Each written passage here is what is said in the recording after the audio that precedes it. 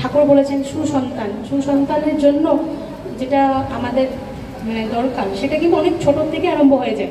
পুরো প্রসেসটা এটা আরম্ভ হয় বিয়ে, আমাদের নিজেদের বিয়ে, প্লাস এই ছোটোর থেকে যে আমরা বাচ্চাদেরকে কীভাবে নার্চার করব সেটার উপর ডিপেন্ড করে আমার মেয়েটা বা আমার ছেলেটা কেমন হবে।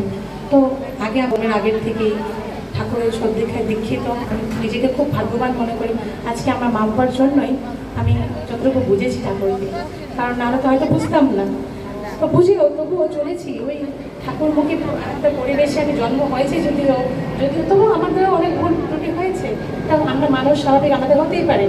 কিন্তু এই যে ঠাকুরকে হয়তো এই ঠাকুরের দীক্ষা নিয়েছিলাম বললেই 12 বছরে আজ হয়তো অনেক দোকানের মধ্যে দিয়ে গিয়েও কিন্তু ঠাকুর আমাকে রক্ষা করেছেন। তো এই 12 বছরের দীক্ষা নেওয়ার পরে কি হয়, আমাদের যেটা টিন এজ থাকে সাইন্টিফিক, ঠাকুরের কিন্তু সব কথা সাইন্টিফিক, ঠাকুরের একটা কথাও কিন্তু মানে যুক্তিসঙ্গত ছাড়া না, সব মানে ঠাকুর সব কথাই যুক্তি থাকা। তো ঠাকুর বলেছেন যে একটা চারা গাছ যখন